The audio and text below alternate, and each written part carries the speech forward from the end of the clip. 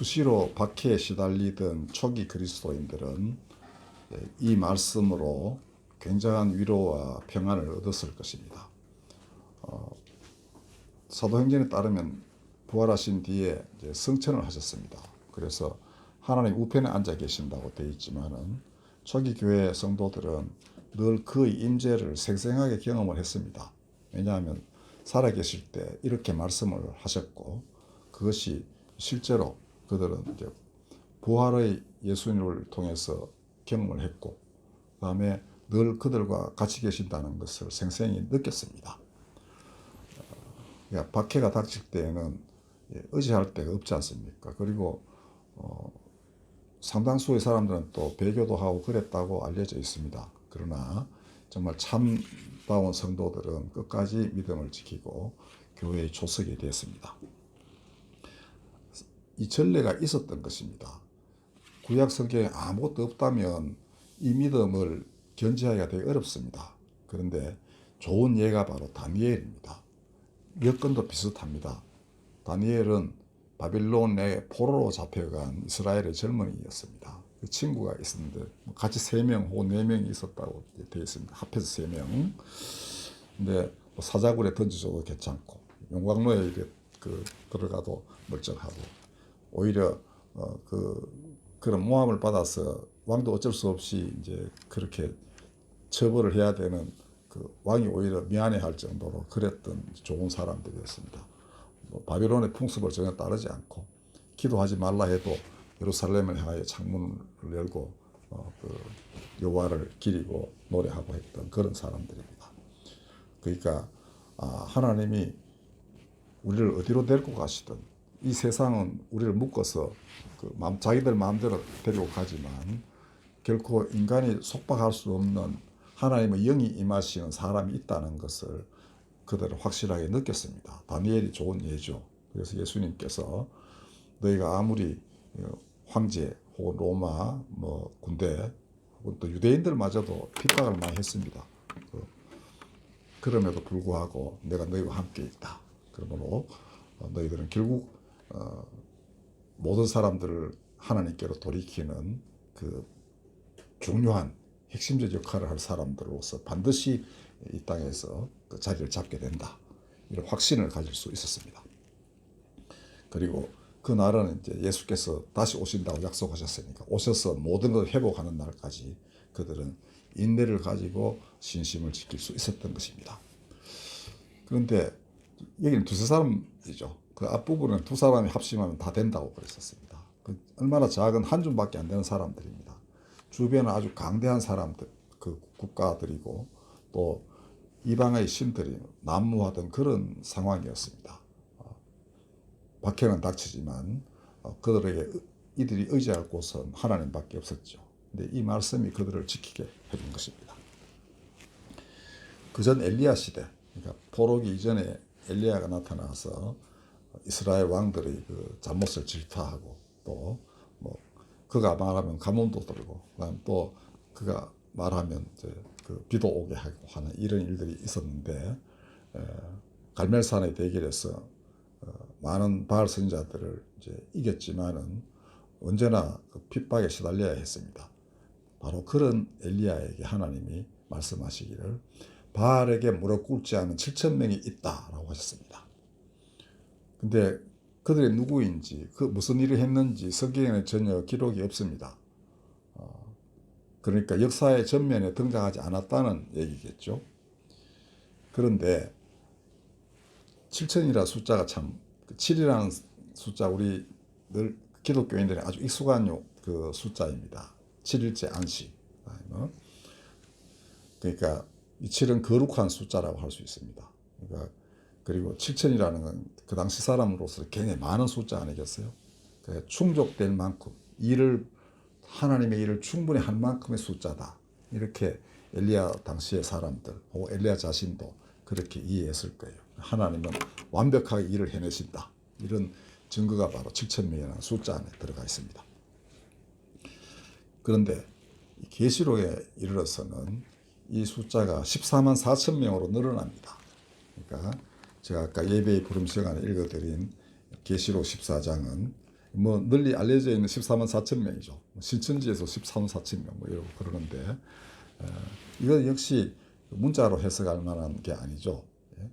이거는 이스라엘 지파가 12지파잖아. 12 곱하기 12 뭐 이렇게 되어 있는데 12 역시 완전한 수라고 알려져 있습니다. 그러니까 예수님 12제자 중에 한 명 유다가 이제 빠져버리니까 마띠아로 채우죠. 그래서 이 교회는 10이라는 숫자를 대단히 그 거룩한 숫자로 또 생각을 했어요. 14만 4천. 이게 이제 제곱으로 늘어난 거니까 이제 의에 보면 한량없이 많은 하나님의 백성이 있다 이런 뜻이겠죠. 그게 엘리야 시대에는 7천 명이라고 됐고 엘리야 혼자 있을 때 7천 명이나 있다 이렇게 하셨고 이제 교회는 좀 숫자가 많아진 상태죠. 계시록은 핍박받는 요한이 밤모섬에서 받은 계시입니다.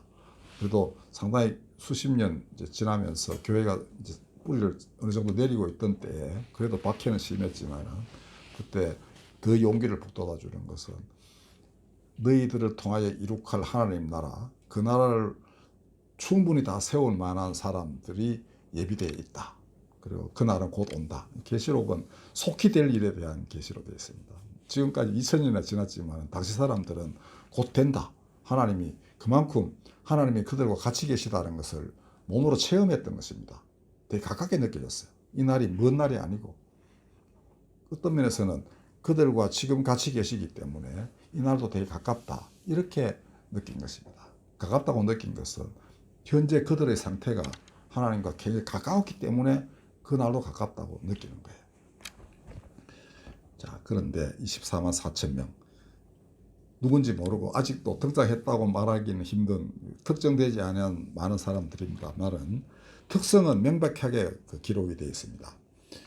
여자와 더불어 더럽히지 아니하였다라고 되어 있는데 이거는 다른 우상 숭배에 빠지지 않았다는 것을 의미합니다. 그러니까 바알에게 무릎 꿇지 않았다는 얘기죠.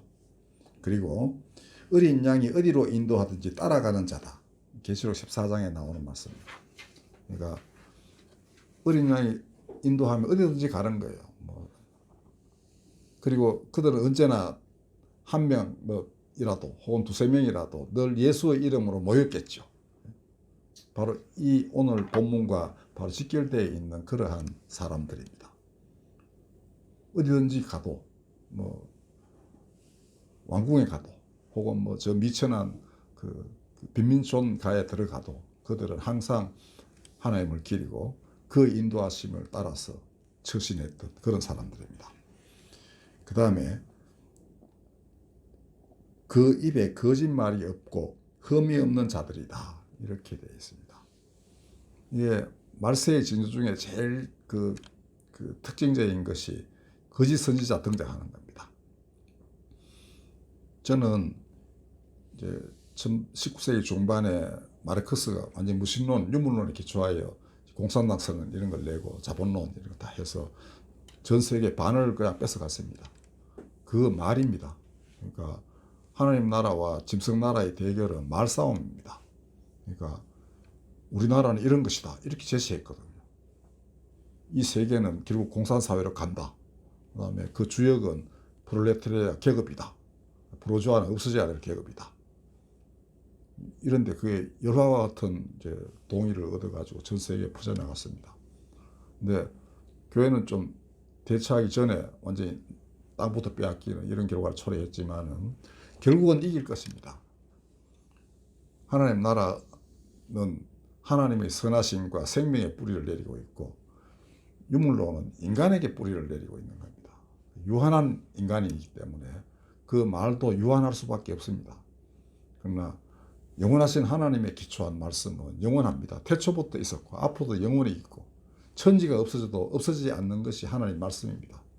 그러니까 그 말씀에 기초한 하나님 나라가 어찌 짐승 나라에게 지겠습니까?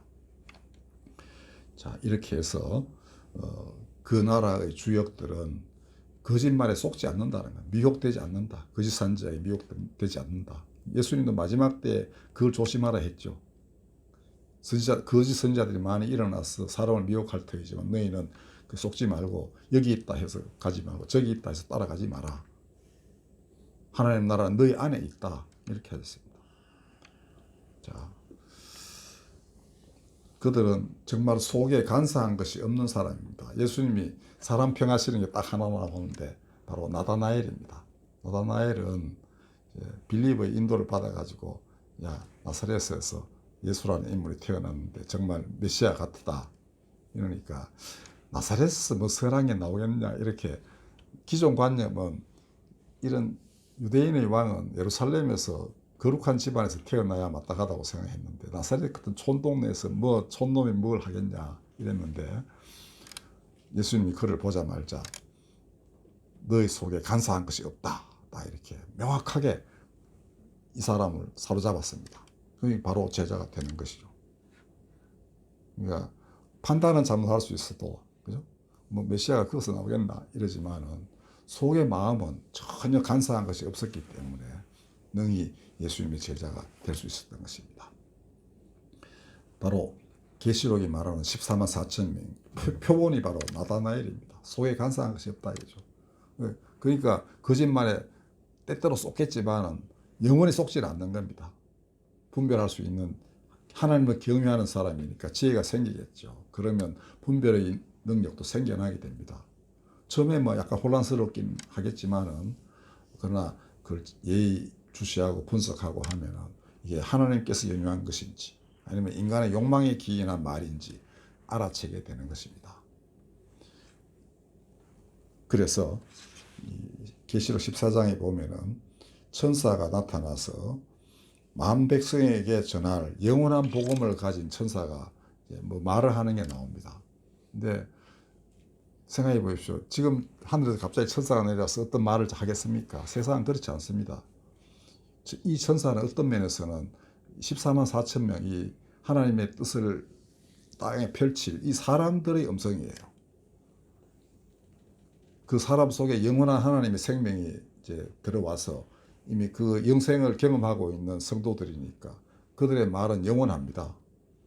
몸이 말을 하는 거예요. 그들의 입술에서 나오는 말이 아니고 마음에 박혀진 말씀, 이미 사람 안에 육화되어 버린 말씀이 터져 나오는 것이기 때문에 어떤 한 시대의 제약 속에서 살고 있지만은 그들의 입에서 나오는 말씀은 하나님의 말씀이고 영원한 복음이 되는 것입니다. 충분히 이 일을 행할 만큼의 사람들입니다. 요건은 아주 간단합니다. 입에 거짓말이 없고 그 다음에 행동에서 흠이 없다. 흠이 없다는 것은 애초부터 깨끗해서 더럽혀진 일이 조금 더 없다 이런 뜻이 아닙니다. 언제나 회개가 모든 죄를 깨끗하게 합니다.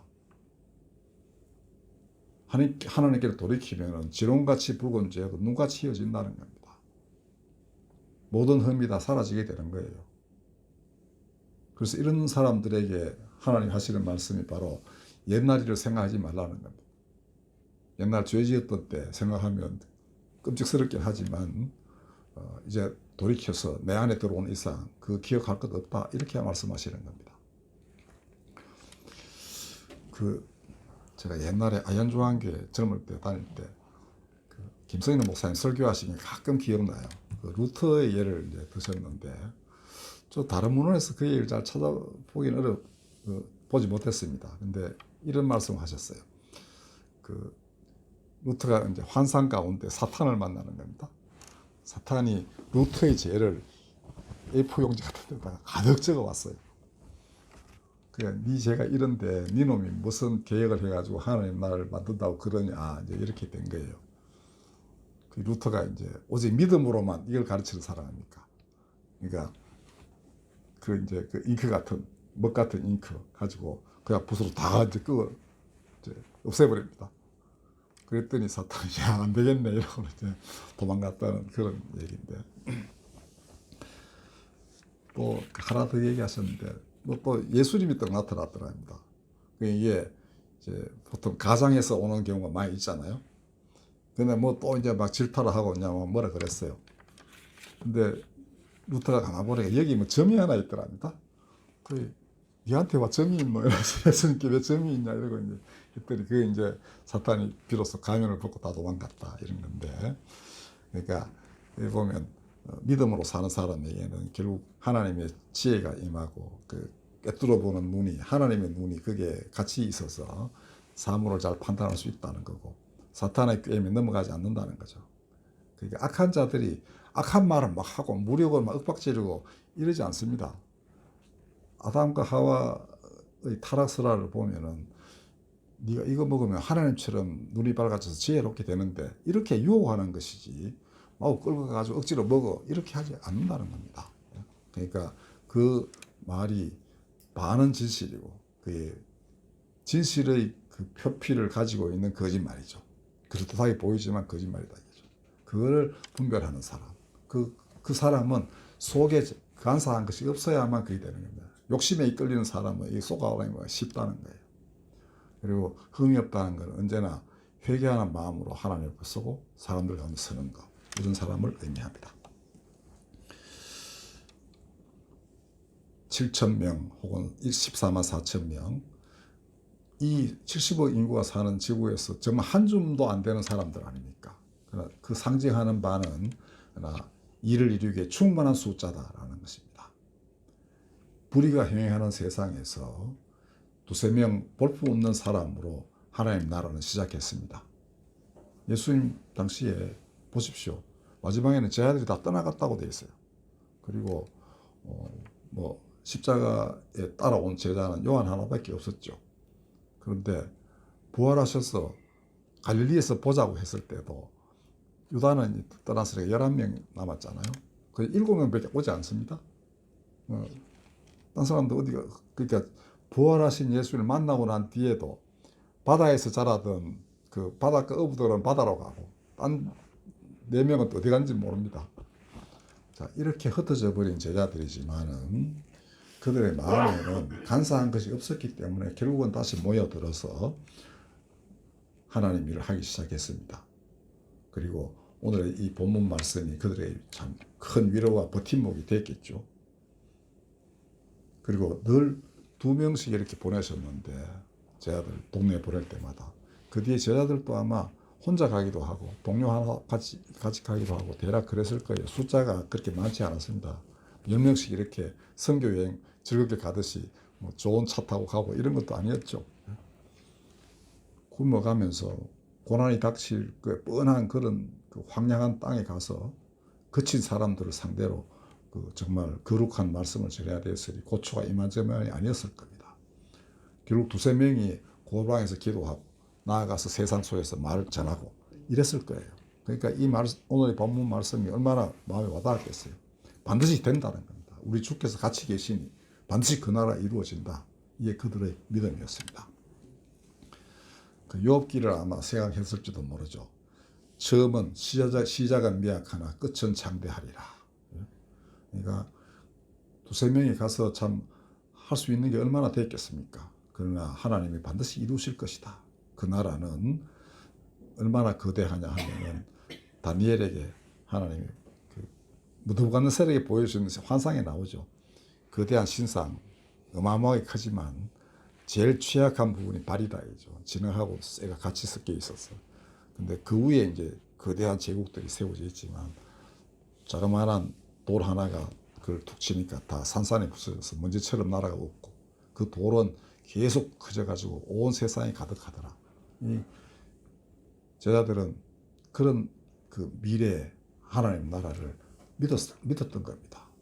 그러니까 그들 또한 작은 돌들이 돼가지고 그 사람 손이 닿지 아니하고 뜨인 돌 그 안에 하나가 돼 갔습니다. 그렇게 해서 그 나라를 이루고 갔습니다. 요한은 아직은 정말 미약한 교회의 그 시기에 이렇게 미래의 그 위대한 비전을 예수님으로부터 받은 것입니다. 그리고 많은 참된 교인들이 그 믿음을 보존해 왔습니다. 오늘에 이르렀어요. 오늘 이 세상 돌아가는 꼴 보면 정말 마지막 때라고 싶은 생각이 드시죠. 그리고 세상 이대로 두면은 얼마나 많은 사람들이 억울하게 죽음을 당하고 정말 형편없는 삶으로 전락하겠습니까? 우리는 하나님이 정말 아들 예수를 보내셔가지고 사람들을 부르셔서 14만 4천 명이라고 해도 좋을 정말 그런 많은 사람들을 통하여 그 나라를 이룩하시도록 기도하고 그렇게 해야 됩니다. 그리고 어쩌면은 이 앉아 계신 여러분들이 바로 그 자리에 부르심을 입은 사람들로서 태초부터 예정되었다. 저는 이렇게 믿습니다. 바울이 분명히 말했습니다. 하나님의 경륜은 천상천하 모든 것이 그리스도 안에서 통일되게 하는 것이다. 그리고 예정이 있다면 그걸 위해서 하나님이 태초부터 부르신 사람이 있다. 예정한 사람이 있다. 바울이 말한 예정이 있다면 그거밖에 없습니다. 그 경륜을 이루기 위하여 예정된 사람들, 그건 분명히 있다고 했습니다. 그리고 성경의 많은 구절들이 그렇게 증언하고 있어요. 뭐 8,000명, 7,000명이든 14만 4,000명이든 또 하렵 수 없이 많은 무리들이든 그건 다 그러한 사람들입니다. 그건 하나님이 택하신 사람들이죠. 그리고 그건 아마 어떤 면에서는 자각을 하게 될 거예요. 아, 나에게 부르심이 임하였구나. 그리고 거대한 일을 하라는 게 아닙니다. 자기 주변에서 작은 일부터 하는 게 그 나라의 시작입니다. 그리고 인간의 자각도 하기 전에 하나님은 그렇게 오십니다. 하나만 예를 들고 마치겠습니다. 삼손이 들릴라 유혹에 따라가지고 이제 그 무릎 빼고 자다가 그때 머리가 다 밀어지면서 힘을 잃어요. 근데 깨고 난 뒤에도 자기가 이제 힘을 다 잃었다는 걸 깨닫지 못하였다고 기록하고 있습니다. 그런데 그 즉시 머리칼이 자라기 시작했다. 또 그렇게 기록을 해요. 그 절망 가운데 힘이 다 빠졌으니까 노예가 됐고 눈도 이제 빠져버렸고 이 뭐 아무것도 할 수 없는 사람, 절망적이었죠. 그때는 회개도 잘 안 될 겁니다 아마. 그러나 그 즉시 머리카락이 자라기 시작했다는 거죠. 그래서 그 힘이 회복된 걸 느낄 때는 이제 상당히 시간이 지난 뒤겠죠. 그러나 하나님의 섭리는 바로 시작하는 겁니다. 그러니까 우리가 그 시작을 알 수 없을 거예요. 언제부터 우리를 부르셔가지고 지금 그 삼손이 머리카락 자라나듯이 이렇게 우리에게 계속 하나님이 힘을 촉촉하게 시키셨는지 어떻게 알겠습니까? 그러나 하나님은 그렇게 하시는 분임이 분명합니다. 자, 그러니 한번 인생을 돌아보시고 내가 정말 하나님 나라에 참여하고 그 나라에 하나님과 함께 동행하고 또 예수께서 우리와 함께 하시고 하는 그렇게 해서 이룩될 거룩하고 장엄하고 또 기쁘고 아름다운 나라 그 주역이 되시길 바랍니다. 기도하겠습니다. 거룩하신 하나님, 그 거룩한 나라를 누가 감당하겠습니까?